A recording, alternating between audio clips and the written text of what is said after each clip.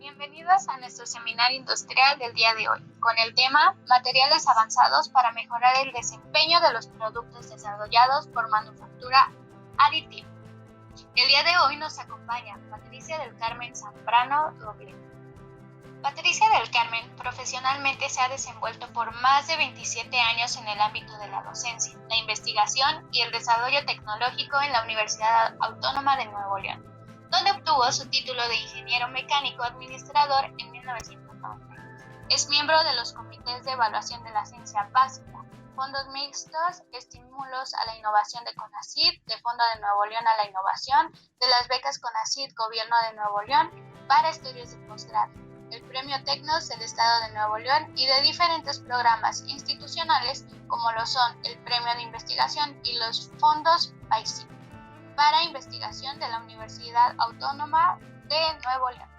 Es miembro de diferentes consejos, entre los que podemos mencionar Consejo de Expo Manufactura desde el 2010 y es editora de la revista Modern Machine Shop México desde enero 2015.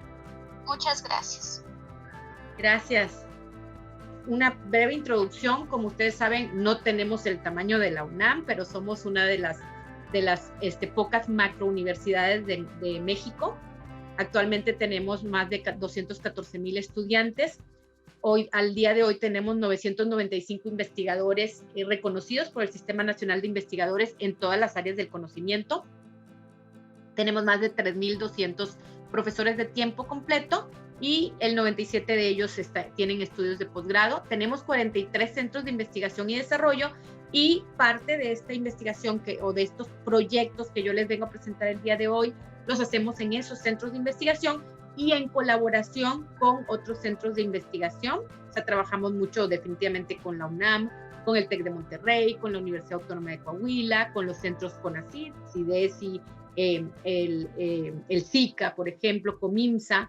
Realmente tenemos muchas vinculaciones con muchísimas entidades, tanto públicas como privadas, y esto pues obviamente nos hace enriquecer lo que estamos haciendo cada uno de nosotros. ¿Qué onda con esto de la manufactura aditiva? O sea, en los últimos años pues ha tomado un rol preponderante. O sea, ahora sí que todo mundo quiere hacer algo con manufactura aditiva. La realidad es que la manufactura aditiva no es para todo. O sea, eso es algo que tenemos que tener muy claro, porque ahorita cualquier cosita y todo el mundo quiere correr a hacerlo con manufactura aditiva, ¿sí? La manufactura aditiva obviamente tiene muchas ventajas, ¿sí? El poder hacer formas complejas, caprichosas, geometrías que con métodos convencionales sería muy difícil realizarlo, pues los podemos hacer con manufactura aditiva, pero no podemos hacer, por ejemplo, productos de bajo valor agregado y de muy alta producción, porque obviamente no sería costeable, ¿sí? No sería rentable. Y obviamente todas estas técnicas facilitan todo el proceso de diseño, el desarrollo de prototipos funcionales y la caracterización. Pero algo que yo siempre menciono a mis compañeros o a mis estudiantes es que realmente esto que tiene que ver con la manufactura aditiva y que es parte de la manufactura avanzada, al final es un todo, es un proceso holístico, ¿sí? Y si yo no cuento con todos los elementos, ¿sí? No lo voy a poder hacer. O sea, ¿dónde visualizan ustedes la línea divisoria entre lo que representa la investigación en los materiales y el proceso de manufactura? O sea, la línea es súper delgadita. Yo hice mi maestría y mi doctorado, la maestría fue en Ingeniería Mecánica con especialidad en materiales y el doctorado fue en Ingeniería de Materiales. Todos mis trabajos de tesis fueron abocados a los procesos de manufactura con los materiales, ¿sí? Y entonces tú dices, bueno, ¿dónde los separo?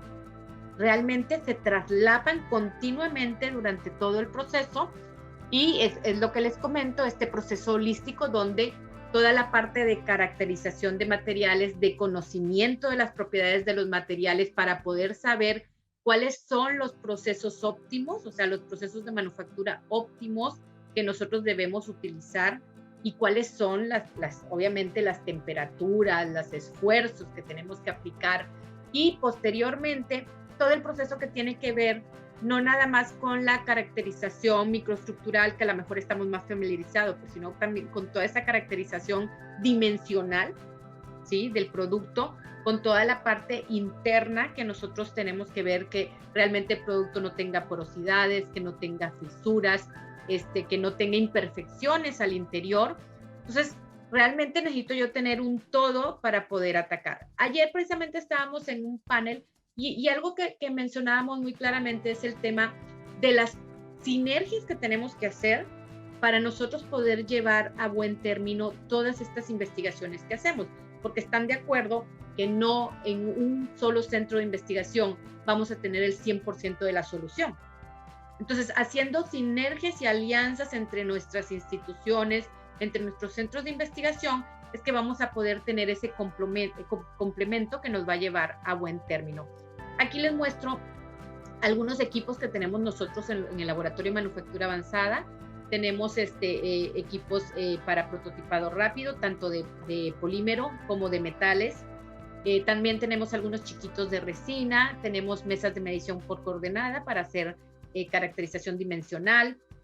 Tenemos un tomógrafo de rayos X para poder hacer una prueba no destructiva y ver cómo se encuentra al interior la pieza para ver que no tenga imperfecciones. ¿Sí? Tenemos pues obviamente, como muchos de ustedes deben de tener y conocer, tenemos salas de diseño tridimensional para hacer diseño, para hacer simulación. Trabajamos normalmente con los principales software que están disponibles en el mercado y que al final son los que utiliza la industria. Esto es muy importante, o sea, estar alineado. Muchas veces te preguntan, oye, y bueno, ¿y están preparados para trabajar con la industria? Pues sí, o sea, estamos preparados para trabajar con la industria porque al final las investigaciones que nosotros hacemos al interior están totalmente alineadas con el tipo de equipamiento y con los tipos de software que utilizan en la industria. En algún momento yo creo que una pregunta que todos hacemos, bueno, ¿estamos preparados en México? ¿Y qué diferencia hay entre la investigación que hacen en Estados Unidos, en Europa, contra la que hacemos en México? O sea, yo lo que les puedo decir es que en nuestro ámbito de nuestros posgrados nacionales, o sea, tenemos todas las capacidades. La única diferencia que tenemos es que ellos tienen dinero a manos llenas y nosotros andamos picando piedra, ¿sí? Pero la capacidad para hacer las cosas, no le pedimos nada a nadie. Lo que pasa, a veces nos falta un poquito el recurso económico, ¿verdad? Y si a nosotros se nos daña un componente, batallamos un poquito más para reemplazarlo que en otras universidades de otras partes del mundo, que a lo mejor es cómpralo, ponlo y ya lo tienen resuelto, ¿verdad? Otra parte súper importante son estos laboratorios de caracterización de materiales. La imagen que ustedes ven ahí es una micrografía de los canales que se hacen cuando nosotros trabajamos con manufactura aditiva, ¿sí? Son como se visualiza esa microestructura de la muestra cuando se sinteriza por láser. Es una muestra metálica y cómo se marcan estas albercas. Si se fijan ahí, son como unas hondonadas, ¿sí?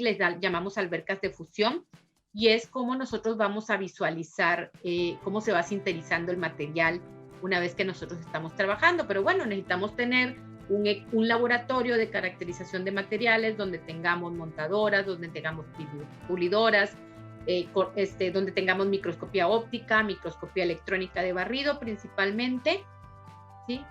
¿Y cuál es lo que hoy día está muy en boga o que se está haciendo de una manera muy amplia? O sea, se está trabajando mucho para poder optimizar y diseñar procesos muy aplicados y muy personalizados, ¿sí? Esto es, nosotros vamos a tener que en todo este tema de manufactura aditiva, cosas que buscamos es poder realmente optimizar los diseños y hacerlos realmente funcionales, ¿sí? Que las propiedades mecánicas, que las propiedades de la fatiga que yo tenga de los materiales realmente me puedan dar condiciones específicas para una cierta aplicación, como les comenté, con geometrías muy complejas. Asimismo, nosotros podemos visualizar cómo estos elementos o estos productos que nosotros desarrollamos por EBM, o sea, Electron Beam Melt Parts, que hacemos cuando estamos trabajando con metales, que realmente puedan tener las condiciones de propiedades mecánicas que se necesitan.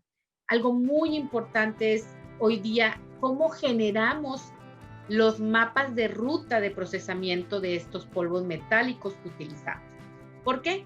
Hay muchas cosas que hoy día todavía no se conocen, ¿sí? A nivel mundial, no nada más aquí, no estamos hablando nada más de aquí. Hay mucha información que, ok, tenemos los equipos, tenemos la tecnología y tenemos los polvos metálicos. Pero hay todavía mucho desconocimiento de estos mapas de ruta, de cómo van a quedar las propiedades mecánicas bajo ciertas condiciones de operación.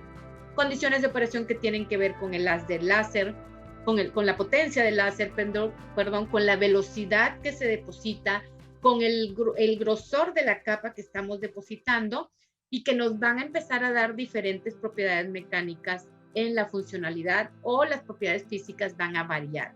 Si ustedes se fijan aquí, estamos viendo una capacidad que nosotros podemos tener, es que nosotros podemos decirle a nuestra, ahí tenemos, si ustedes se fijan, una probetita.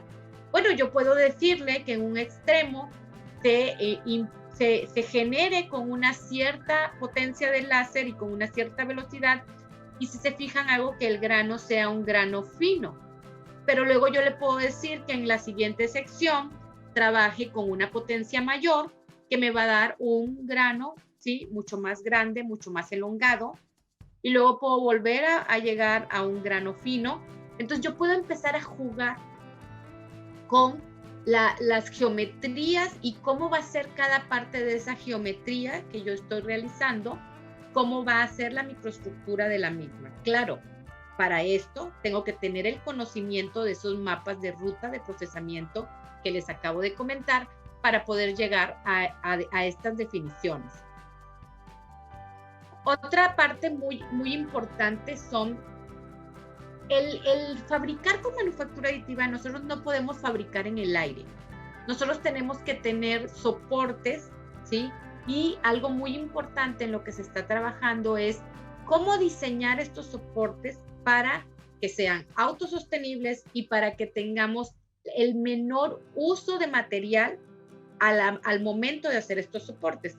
Claro, estos soportes se retiran una vez que se termina la pieza, pero al final es material que estamos utilizando y que debemos de optimizar. Entonces, mucha parte de la investigación que se está haciendo hoy día también es, bueno, cómo eliminar, hacerlo lo más autosostenible posible y eliminar en la medida de lo posible los soportes que estemos utilizando para poder fabricar nuestros componentes. Si se fijan, pues ahí vemos geometrías pues bastante complejas. Y bueno, realmente el futuro de esto pues es así como lo vemos en las películas, ¿no? O sea, voy a llegar y voy a imprimir mis tenis, o sea, muy personalizado, ¿sí? Pues quiero unos tenis de tal medida, de tal color, de tales de dimensiones, y los voy a imprimir, ¿verdad? Así. O en el tema de todo de la medicina regenerativa, todo el tema de las prótesis, todo el tema de órganos, ¿sí? Trabajar con material orgánico y poder desarrollar órganos, que ya se hace en otras partes del mundo, y que en México hay investigación ya en ese tema y se está trabajando fuertemente. Ahorita vemos algunos ejemplos que les voy yo a pasar. Esto que está aquí es prácticamente las líneas de investigación, que es lo que les he estado comentando brevemente en los minutos anteriores, que son pues la parte de establecer parámetros óptimos para el desarrollo de componentes metálicos en base pues a cómo va evolucionando microestructuralmente el material durante el proceso de manufactura. El tema de ahorro de energía es otro tema muy importante. Al final, los equipos que trabajan con metal son equipos que es una potencia de láser que tenemos nosotros que colocar, y además tenemos que tener un ambiente inerte, ¿sí? Un ambiente inerte, y tenemos que inyectar gas, que normalmente inyectamos argón, ¿sí? Entonces, todo esto conlleva un costo. Entonces, ¿cómo eficientamos el uso de estas tecnologías para ahorrar energía en la mayor medida de lo posible? Eso también es un punto muy importante. Y todo lo que tiene que ver con las geometrías que nos lleven a condiciones óptimas del diseño. Hay una tendencia muy fuerte en el tema del diseño regenerativo, en donde lo que hacemos es sustraer material, o sea, piezas que ya están hechas bajo ciertas geometrías y con ciertos factores de seguridad, ¿sí? ¿Cómo trabajando con este tema de diseño regenerativo podemos nosotros analizar cuáles son los puntos de inflexión o los puntos donde se concentran los esfuerzos y en base a ese análisis que nosotros hagamos, poder ir retirando material? Así, literalmente, retirando material, haciendo economías de escala en los materiales, ¿sí? El tema de desarrollar nuevos materiales, pero no nada más los nuevos materiales, sino también los materiales que actualmente están.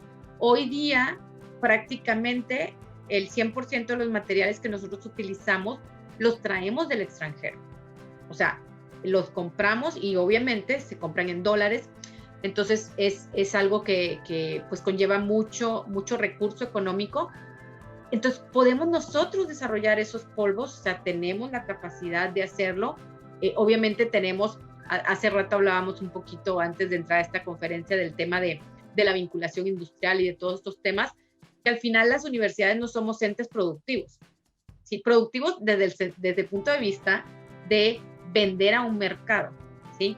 Entonces, nosotros podemos desarrollar la tecnología y buscar alianzas que la fabriquen posteriormente, que fabriquen y que se ofrezca el producto ya en gran escala, ¿sí? Todo el tema que tiene que ver con la degradación de los materiales, o sea, a ver, ¿cómo se comportan estos materiales, ¿sí? En ambientes corrosivos? O sea, no es lo mismo un material que se haya hecho por medio de sinterizado selectivo láser y que tengamos una pieza geométrica a uno que se haya hecho, por ejemplo, en un proceso de maquinado o un proceso de forja, ¿sí? Sus comportamientos son diferentes. Entonces, tenemos también que tener conocimiento de cómo se van a ir degradando esos materiales para, obviamente, evitar este tema. Y pues todo lo que, como les comenté, toda la investigación que hay en torno de las áreas de ciencias de la salud. Aquí les paso algunos ejemplos.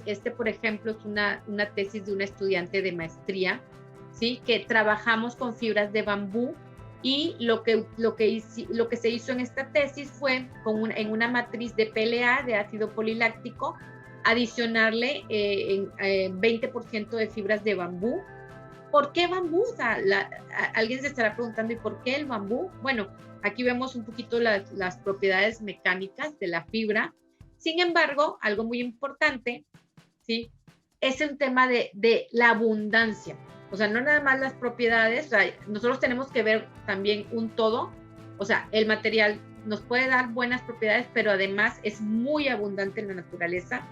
El bambú crece por día entre 75 y 400 milímetros, una planta de bambú, ¿sí? No sé si a alguno les ha tocado, pero de repente tú tienes unas varitas de bambú y cuando acuerdas, eso ya es toda una selva de bambú que se está por ahí generando, ¿no? Y el tema también del ciclo de este material, o sea, el ciclo de vida y de cómo lo podemos reciclar, también es un material muy productivo en ese sentido, o muy positivo su comportamiento. Entonces ahí nosotros hacíamos tanto las mezclas y también tenemos el equipo que ustedes ven ahí abajo, es para generar, ¿sí? El filamento. Entonces hacíamos obviamente las mezclas de el ácido poliláctico y las adiciones de fibras de bambú y generábamos nuestro propio filamento que posteriormente nosotros lo que hacíamos era en una pequeña impresora, aquí también una cosa que yo les recomiendo mucho si alguien se quiere meter a esto, es que utilicen tecnologías abiertas. ¿A qué me refiero? O sea, de repente ustedes pueden encontrar equipos que solamente pueden trabajar con el material específico que el fabricante les vende, ¿sí? O sea, ustedes no pueden meter materiales que ustedes desarrollen, no pueden jugar, si lo quieren ver así. Y en investigación nosotros tenemos que tener la capacidad para jugar. Entonces, aquí es muy importante ese filamento que nosotros generamos en el laboratorio, ¿sí? Nosotros en esta pequeña impresorcita, esta Ultimaker, nosotros podemos cargar nuestro propio filamento y podemos inyectar nuestro propio filamento. Entonces, si ustedes se fijan ahí del lado derecho, tenemos diferentes grids, o sea, diferentes mallas, diferentes espesores, y entonces fueron el diseño de experimento que nosotros utilizamos con las probetas que realizamos para ir probando la resistencia y las propiedades que nuestro diseño de experimentos con las diferentes composiciones de fibra de bambú y de PLA fuimos desarrollando, ¿sí? Entonces, pues se fabricaron las probetas, ¿sí? Y se sometieron a pruebas de tensión, a pruebas de dureza, etcétera, para poder ir determinando. Como les comento, esta es una tesis de una alumna de maestría. Ahí ustedes ven algunas micrografías de cómo se va inyectando y luego cómo va quedando el material. Si ustedes se fijan aquí, déjenme ver si puedo yo ahorita. No lo veo muy bien, pero aquí está.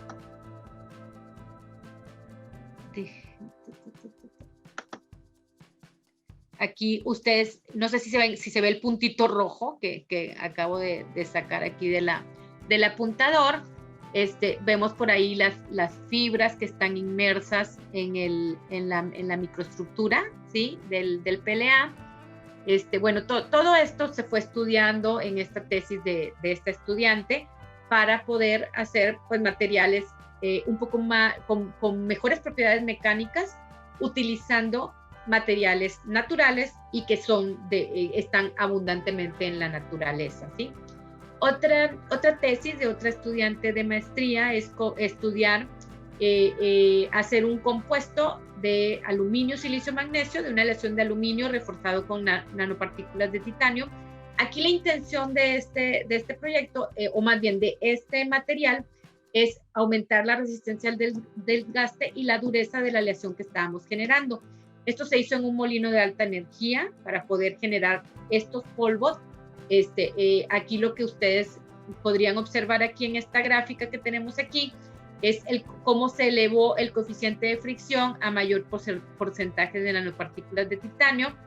Esto lo hicimos, por ejemplo, en colaboración con la Universidad Autónoma de Coahuila.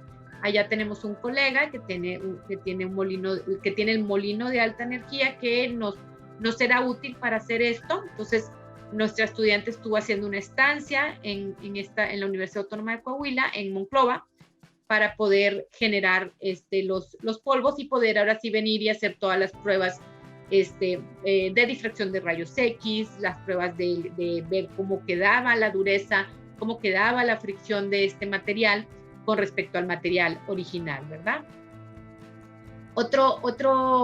Tesis, esta es una tesis de doctorado de un estudiante que está trabajando en la maquinabilidad de aleaciones de cobalto, cromo, molibdeno, ¿sí? Aquí es una aleación no muy fácil de maquinar, ¿sí? Entonces, ¿qué pasa? Ustedes, a ver, bueno, ¿está trabajando con manufactura aditiva o está trabajando con maquinados? Pues al final hay muchas piezas que nosotros hacemos por medio de manufactura aditiva y que al final hay que darle una afinada, ¿sí? Que puede hacerse por varios métodos. O sea, no nada más por el tema de maquinado, pero en maquinado se le puede dar una última pasada para dejar la superficie muy fina. También se le puede hacer tratamientos térmicos, se le puede hacer tratamientos de presión isostática. O sea, hay diferentes postprocesamientos que podemos hacer después de la manufactura aditiva, pero bueno, en este caso es el tema de la maquinabilidad. Entonces, desarrollamos nuestra pieza por medio de manufactura aditiva y al final del proceso se le da un afinado por medio de una herramienta de corte, una remoción de material, ¿sí? Entonces, este estudiante está trabajando en eso, ¿sí? Aquí pues hay todo un conglomerado de cosas que él tiene que estudiar, desde el material, ¿sí? Cuál es su composición química, su microestructura, la dureza, la densidad, y qué tan imprimible es, ¿sí? en una impresora tridimensional. La máquina herramienta con la cual vamos a trabajar, ¿sí? Para poder hacer el maquinado posterior o el acabado final. las herramientas de corte, que no cualquier herramienta puede cortar este tipo de aleación, ¿sí? Y todo el estudio del fenómeno de corte. Aquí hay, bueno, algunos pequeños avances que se han hecho, de estudiar el polvo metálico, ¿sí? Cómo vienen, que realmente sea homogéneo. Si ustedes se fijan, bueno, aquí se ven las esferas, ¿sí? Pues se ven relativamente muy redonditas, ¿sí? Que es algo que se desea, que sean homogéneas. Hicieron fluorescencia de rayos X, hicieron difracción de rayos X, hicieron por CEN y EDAX, para poder, pues primero constatar que el polvo realmente tenga las condiciones adecuadas que nosotros utilizamos para trabajar, ¿sí? Que realmente la aleación sea la aleación que estamos necesitando, y que, como les comenté, haya una homogeneidad en la geometría de las mismas, lo cual se comprobó, ¿verdad? Y siguiendo en este mismo tenor, pues tenemos también este tipo de prótesis, ¿verdad? O sea, ¿cómo hacemos estas prótesis? ¿Sí? Base cobalto, ¿cómo las hacemos que sean resistentes al desgaste, que tengan un buen índice de biocompatibilidad? O sea, algo que tenemos con estas aleaciones base cobalto cromo molibdeno es que son biocompatibles con el ser humano. Y entonces, imagínense ustedes lo que nosotros podemos aportar a la sociedad, ¿sí? Cuando, no sé si alguno de ustedes tenga algún pariente o ustedes mismos que hayan tenido necesidad de que les hicieran un implante de una rótula de cadera, por ejemplo, el componente que ustedes les colocan no es eterno, hay que cambiarlo cada cierto tiempo. Entonces, imagínense si por medio de investigación y desarrollo nosotros hacemos que en lugar de que sea a los 7 años, sea a los 12 años, ¿sí? O sea, que la degradación que sufre esa rótula que ustedes les colocaron o esa prótesis se dé de una forma más paulatina. O sea, imagínense, simple y sencillamente no tener que volver a entrar al quirófano, ¿sí? Y obviamente también el gasto que implica, porque no es nada más el entrar al quirófano, eso también implica un gasto, pero también implica un sufrimiento, ¿sí? Y un riesgo. Cualquier entrada a un quirófano es riesgo, ¿no? Entonces, es importante tener todos estos estudios y todos estos desarrollos para poder hacer aportaciones a la sociedad que sean de valía, ¿no? Esta es otra tesis que aquí trabajamos mucho desde el punto de vista, como les comenté hace un rato, de lo que es el diseño regenerativo, ¿sí? ¿Cómo hacemos? Si se fijan, aquí tenemos una geometría, esto verdecita que tenemos aquí, ¿sí? ¿Cómo haciendo análisis por medio de diseño regenerativo podemos llegar a esta pieza que, si se fijan, pues se ve así como más ergonómica, pero además tiene mucho menos material que la pieza original? Claro, no podemos llegar a esto si no hacemos las corridas de simulación necesarias para saber que estructuralmente este componente va a soportar. Y entonces yo les recomiendo este artículo que está aquí, como quiera la presentación luego se las van a compartir. Esta presentación, que fue hecha por unos investigadores de la Universidad de Alberta, en Canadá, ellos proponen, que nosotros trabajamos con esto, proponen una metodología, ¿sí? Para poder seleccionar los materiales para manufactura aditiva y poder seleccionar en base a las propiedades, al performance, a cómo queremos nosotros que se desempeñe tanto mecánicamente, físicamente, nuestro componente. Nosotros podemos elegir los materiales, pero también elegir y saber si realmente es adecuado utilizar manufactura aditiva para lo que nosotros queremos desarrollar. O sea, ¿es o no es costeable lo que nosotros estamos haciendo? Entonces aquí es bien importante tener eso muy presente.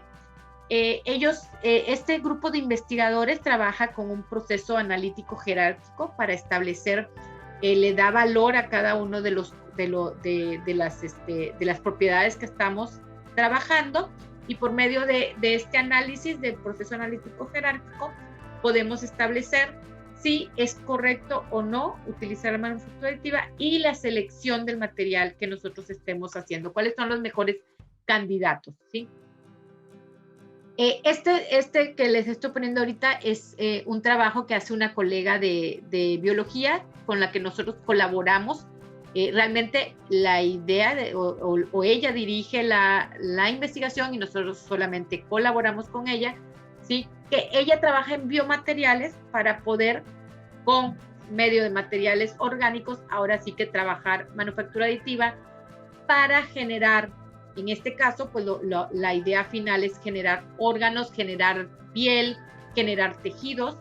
Y entonces lo que ella hace, pues es hacer andamios, sí, scaffolds, andamios en donde esos andamios se imprimen y en ellos se hacen crecer las células, ¿sí? Que son células que posteriormente, obviamente son células que se obtienen del mismo organismo, ¿sí?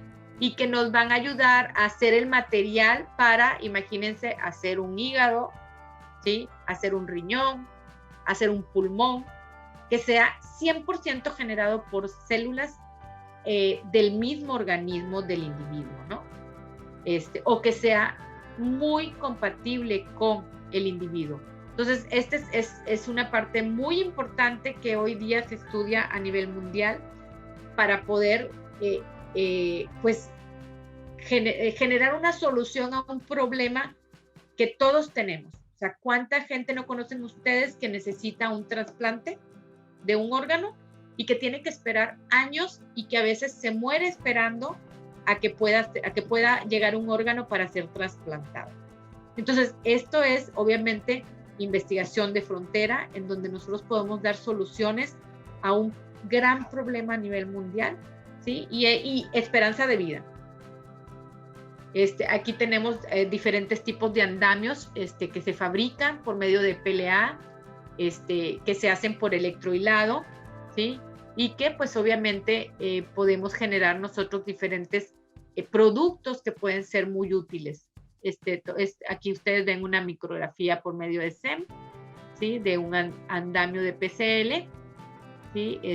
Y que fue desarrollado por medio de la técnica de electrohilado. Aquí tenemos diferentes materiales que también se utilizan para hacer andamios cerámicos, ¿sí? Tenemos aquí un fosfato tricálcico, tenemos aquí alúmina, ¿sí? Aquí es una alúmina con un 10% de óxido de magnesio. Aquí tenemos hidroxiapatita con gelatina al 10%, que bueno, la hidroxiapatita, pues como ustedes saben, los huesos están hechos principalmente de este material. Aquí hay un andamio de titanio. El titanio es un material muy compatible para poder hacer los crecimientos celulares, ¿sí? Entonces, de hecho es un material por excelencia que utilizamos para hacer estos andamios para poder crecer células. No puse el ejemplo, pero hace algunos años colaboramos con un investigador del Instituto Mexicano del Seguro Social.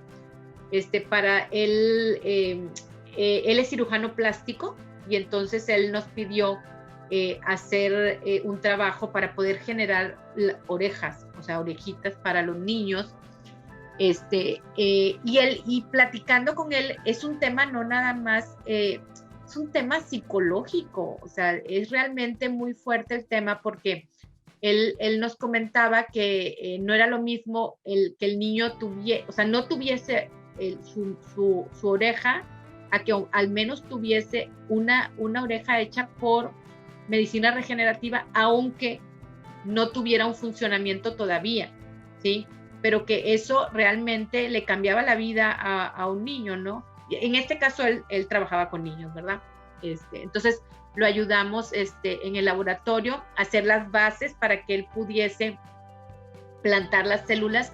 En este caso era experimental y eran de ratoncitos, pero se generó las orejas y bueno, la investigación ha proseguido y creo que esto es muy valioso de parte de lo que nosotros podemos aportar, ¿verdad? Desde la parte de ingeniería a la medicina.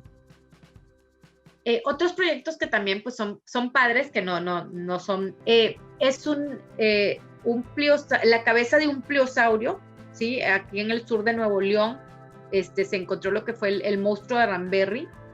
Entonces, ¿qué pasa? Los arqueólogos empiezan a desenterrar y lo que sacan son, pues ahora sí como que pequeños segmentos, ¿sí? Del monstruo de Ranberry en este caso, ¿sí? Que lo que hacen ellos es reproducir la historia. O sea, no encuentran el pliosaurio completo, ¿sí? Pero con todas las partes que encuentran de él, empiezan a reproducir su historia, ¿sí? Y entonces nosotros lo que hicimos en el laboratorio, ellos nos llevaron lo que tenían desarrollado, y entonces nosotros escaneamos todo esto y por medio de diseño tridimensional completamos, ¿sí? Lo que fue el pliosaurio en su momento. Es aquí lo que ustedes ven aquí, es la cabeza. Entonces hicimos el escaneo y reprodujimos en diseño la cabeza y las aletas del pliosaurio, y por medio de manufactura aditiva fabricamos, era un rompecabezas gigantesco porque las aletas, cada aleta medía 1.5 metros, ¿sí? Entonces lo que hicimos fue, en el mismo software de diseño, generamos la geometría igual que un rompecabezas que ustedes pueden ver en las tiendas, para que tuviera mayor adherencia, porque iba a ser muy pesado cada aleta y la misma cabeza, pero las aletas eran más grandes. Entonces generamos el rompecabezas e imprimimos secciones de rompecabezas y luego las fuimos uniendo, ¿verdad? Fue muy padre porque realmente era algo así que nosotros nunca habíamos hecho, y que fue muy educativo, ¿sí? Otra parte es en el tema en el dispositivos médicos. Esto que ustedes ven aquí es un stent, ¿sí? Que se utiliza cuando tenemos nosotros problemas de que se nos tapan las arterias, por ejemplo, y entonces lo que hacen en los cirujanos es que cuando nos operan, hagan de cuenta que es como una cerbatana que nos colocan este stent para que abra la vena, ¿no? Y que no impedir que la vena se cierre y que se vaya a tapar por un coágulo de sangre. Entonces, estos componentes que ustedes ven aquí, estos stents, son los que se colocan para hacer que la vena se mantenga abierta, ¿sí? Y que no se vaya a atrapar el flujo sanguíneo, ni se vaya a realizar ningún coágulo por ahí, ¿verdad? Entonces, aquí participamos en un proyecto en donde apoyamos a la empresa que lo hacía a realizar el diseño del stent, ¿sí? Y los materiales que utilizaba, probar su resistencia, su funcionalidad. Primero se hizo en diseño, en simulación, y luego ya se fabricó por medio de manufactura aditiva los diferentes componentes para hacer el primer prototipo, ¿sí? Ahora, también aquí hay cosas muy importantes, lo comentaba al principio de esta plática. O sea, no todo lo tenemos que resolver con manufactura aditiva. Es una herramienta que es muy útil cuando nosotros estamos haciendo o tenemos productos con geometrías muy complejas y que son de baja producción, ¿sí? ¿Sí? Cuando nosotros tenemos productos de geometrías no muy complejas y de una producción intensiva, lo mejor es hacerlo por moldeo, ¿sí? Cuando el producto así lo demanda, ¿sí? Pero cuando tenemos productos que son de complejidad, de geometrías muy, muy, muy complejas y su producción no es muy intensiva, la manufactura aditiva es ideal para eso, ¿sí? Entonces, aquí siempre hay que ver eso, cuándo sí y cuándo no utilizar este tipo de técnicas. Y muy importante el tema de cómo podemos ir abonando a que estas técnicas se masifiquen. ¿A qué me refiero con que se masifiquen? Hoy día nosotros podemos encontrar, yo creo, y a lo mejor muchos de ustedes, alguien hasta en su casa puede tener una impresorcita chiquita. La realidad es que las impresoras que tenemos o que podemos tener hoy en la casa normalmente son de materiales de polímeros o de resinas, ¿sí? Son las más típicas, que ya podemos encontrar de bajo costo, que incluso hay kits que compramos y nosotros podemos armar nuestra propia.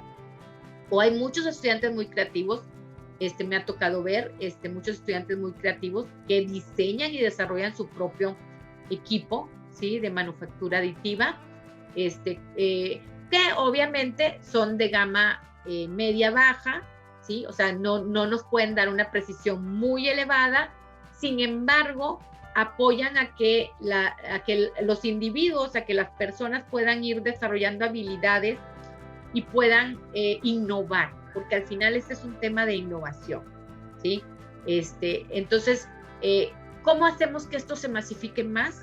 ¿Cómo hacemos que las tecnologías, como las tecnologías de fusión selectiva láser para metales o las tecnologías de electrohilado para hacer medicina regenerativa, cómo hacemos que se masifique, ¿sí?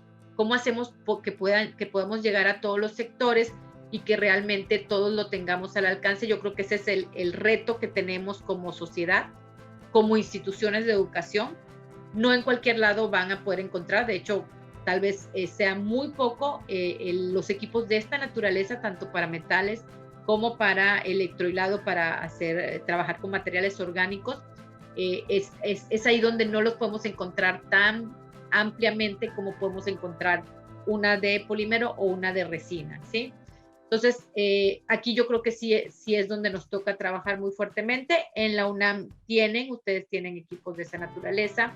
En el CECADET, ahí, digo, yo he estado ahí en varias ocasiones.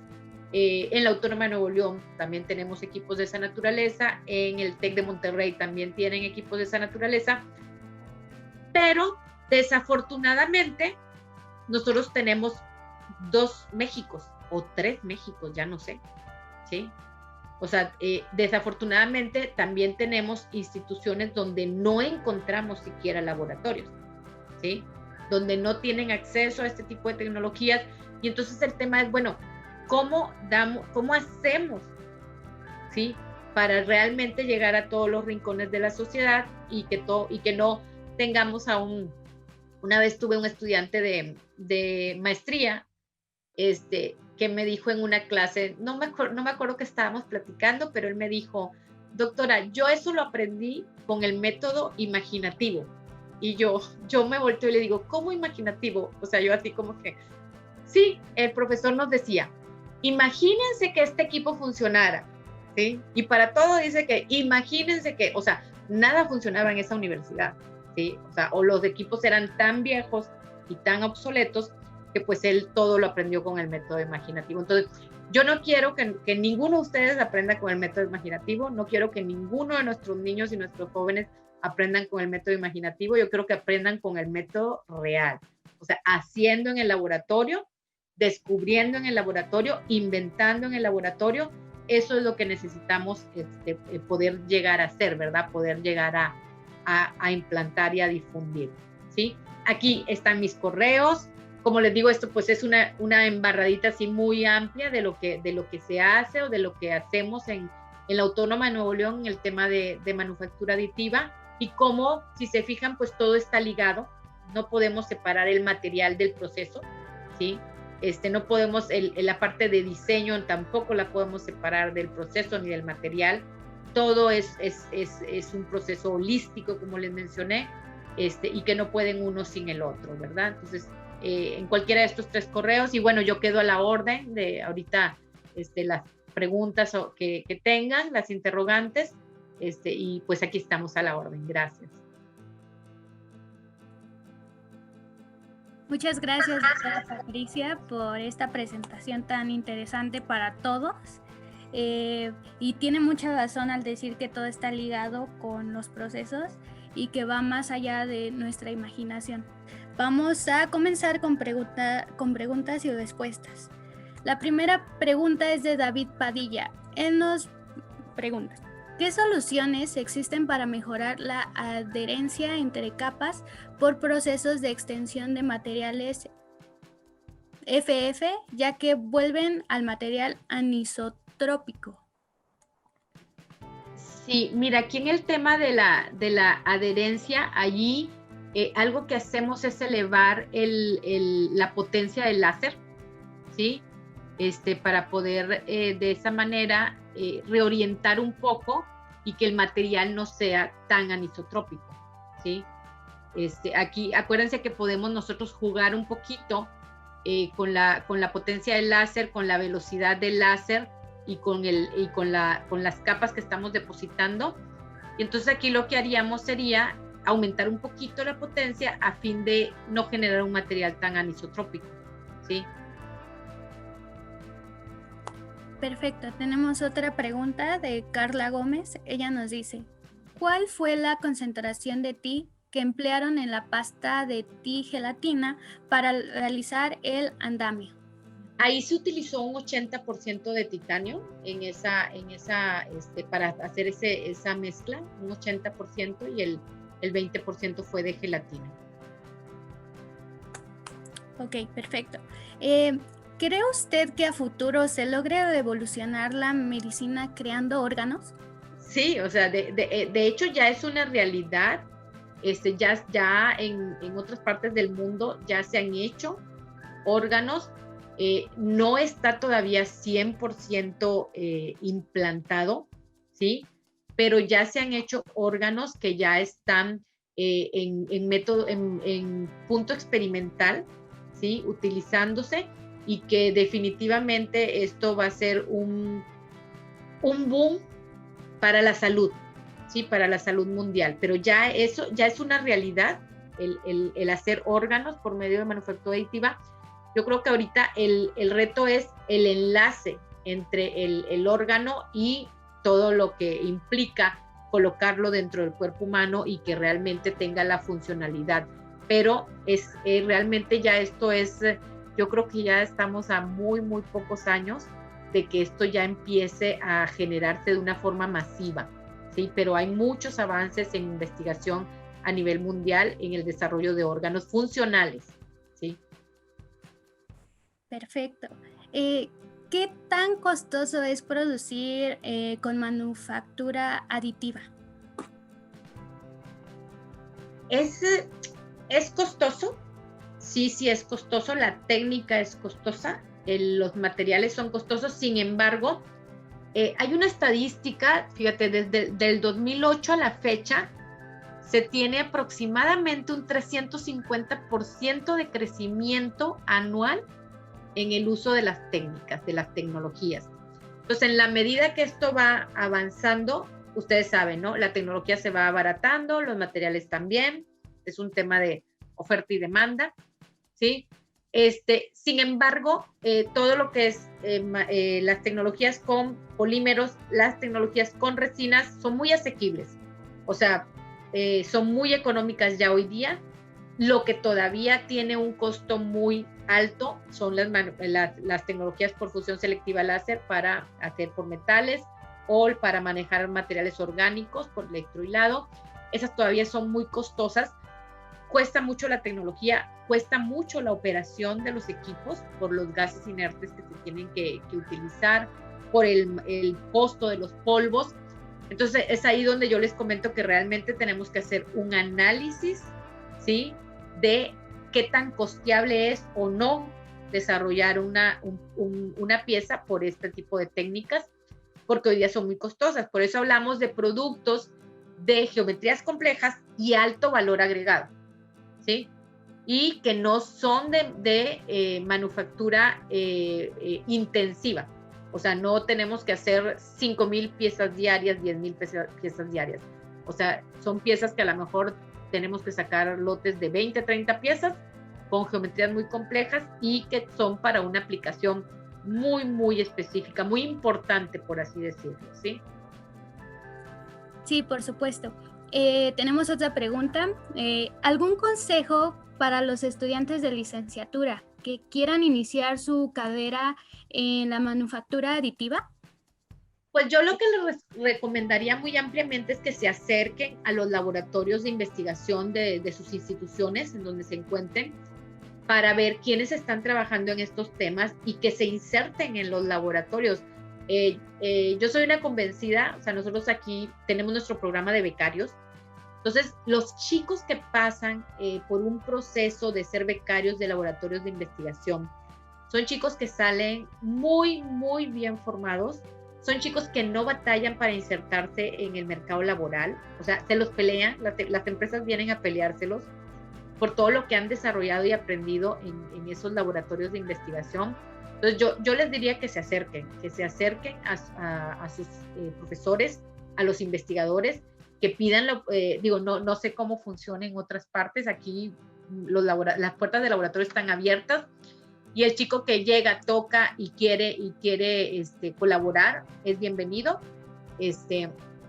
Obviamente tiene que ser una persona responsable, no puede ser que va un día y dos no, o sea, hay también una responsabilidad, pero se le da la oportunidad de participar en todas las capacitaciones, en todos los cursos que se dan, de aprender a utilizar los equipos, de aprender las técnicas. Entonces yo lo que les aconsejaría es que se acerquen. Todo ese tiempo que ustedes inviertan en colaborar en un laboratorio de investigación dentro de su universidad va a ser un aprendizaje que les va a dejar mucho valor para enfrentarse a la vida. Perfecto. Bueno, pues esas fueron todas las preguntas, al parecer. Estamos muy agradecidos, doctora Patricia, por estar el día de hoy con nosotros, dándonos este tema tan interesante. Doy la palabra a la doctora Rocío de la Torre y muchas gracias. Gracias, a la orden. Eli, pues muchísimas gracias a todos los que nos acompañaron el día de hoy, y obviamente a la doctora Patricia Zambrano por acompañarnos el día de hoy, por darnos este tema. Y bueno, como lo comenta Eli, lo que estamos buscando precisamente es la vinculación con otras entidades que están también interesadas, como el Instituto de Materiales, en realizar la investigación tanto en la ciencia como en la ingeniería de los materiales. El Instituto de Investigaciones en Materiales de la Universidad Nacional Autónoma de México otorga el presente reconocimiento a la doctora Patricia del Carmen Zambrano Robledo por su ponencia Materiales avanzados para mejorar el desempeño de los productos desarrollados por manufactura aditiva, en el marco del Seminario Industrial del Instituto de Investigaciones en Materiales. Ciudad Universitaria, 2 de diciembre del 2020. Por mi raza, hablará el espíritu. Muchas gracias. Gracias.